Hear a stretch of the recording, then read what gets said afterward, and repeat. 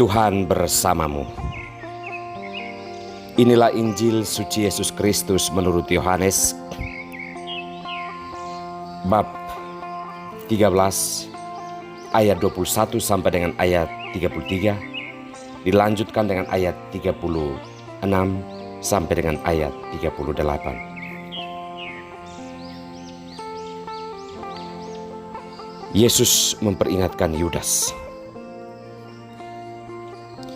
Setelah Yesus berkata demikian, ia sangat terharu lalu bersaksi, "Aku berkata kepadamu, sesungguhnya seorang di antara kamu akan menyerahkan aku."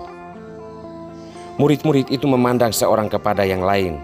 Mereka ragu-ragu siapa yang dimaksudkannya. Seorang di antara murid Yesus, yaitu murid yang dikasihnya, bersandar dekat kepadanya di sebelah kanannya. Kepada murid itu Simon Petrus memberi isyarat dan berkata, "Tanyalah, siapa yang dimaksudkannya?" Murid yang duduk dekat Yesus itu berpaling dan berkata kepadanya, "Tuhan, siapakah itu?" Jawab Yesus, "Dialah itu yang kepadanya aku akan memberikan roti sesudah aku mencelupkannya." Sesudah berkata demikian, ia mengambil roti, mencelupkannya dan memberikannya kepada Yudas, anak Simon Iskariot. Dan sesudah Yudas menerima roti itu, ia kerasukan iblis. Maka Yesus berkata kepadanya, "Apa yang hendak kau perbuat, perbuatlah dengan segera." Tetapi tidak ada seorang pun dari antara mereka yang duduk makan itu mengerti apa maksud Yesus mengatakan itu kepada Yudas. Karena Yudas memegang kas, ada yang menyangka bahwa Yesus menyuruh dia membeli apa-apa yang perlu untuk perayaan itu, atau memberi apa-apa kepada orang miskin. Yudas menerima roti itu lalu pergi. Pada waktu itu hari sudah malam. Sesudah Yudas pergi, berkatalah Yesus, "Sekarang Anak Manusia dipermuliakan dan Allah dipermuliakan di dalam Dia. Jikalau Allah dipermuliakan di dalam Dia, Allah akan mempermuliakan Dia juga di dalam dirinya dan akan mempermuliakan Dia dengan segera. Hai anak-anakku, hanya seketika saja lagi aku ada bersama kamu. Kamu akan mencari aku, dan seperti yang telah kukatakan kepada orang-orang Yahudi, ke tempat aku pergi tidak mungkin kamu datang. Demikian pula aku mengatakannya sekarang juga kepada kamu." Simon Petrus berkata kepada Yesus, "Tuhan, kemanakah engkau pergi?" Jawab Yesus, "Ke tempat aku pergi engkau tidak akan mengikuti aku sekarang, tetapi kelak engkau akan mengikuti aku." Kata Petrus kepadanya, "Tuhan, mengapa aku tidak dapat mengikuti engkau sekarang? Aku akan memberikan nyawaku bagimu." Jawab Yesus, "Nyawamu akan kau berikan bagiku? Sesungguhnya aku berkata kepadamu, sebelum ayam berkokok, engkau telah menyangkal aku 3 kali." Demikianlah Injil Tuhan.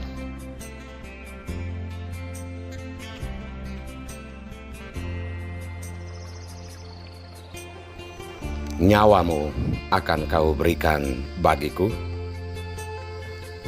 Inilah sampan bersama saya, Pater Domikevi SVD. Saudara-saudari terkasih, dimanapun Anda berada, dinamika batin manusia susah ditebak. Hari ini menegaskan persahabatan, besok mengkhianati sahabatnya. Hari ini menegaskan kasih, besok menegaskan kebencian. Hari ini menegaskan kesetiaan, besok bisa ditinjau ulang penegasan tersebut. Bagaikan air di atas daun talas, itulah dinamika batin manusia.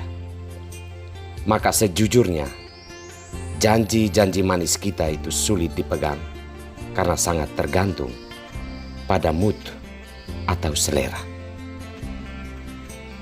Sampai kapan kita hidup dengan situasi batin yang tak pernah teguh seperti ini?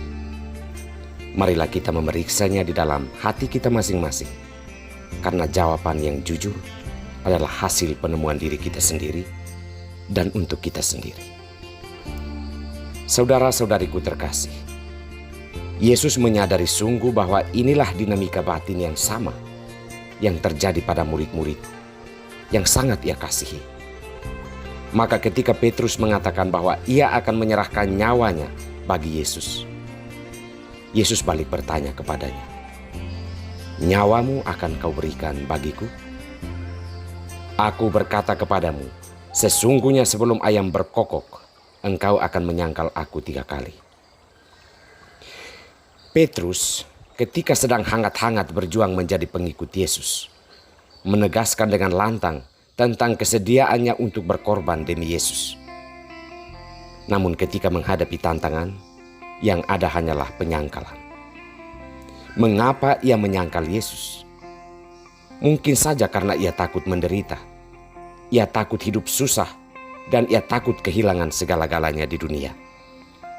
Seringkali kita membuat janji dan niat untuk setia pada Tuhan dan setia pada sesama.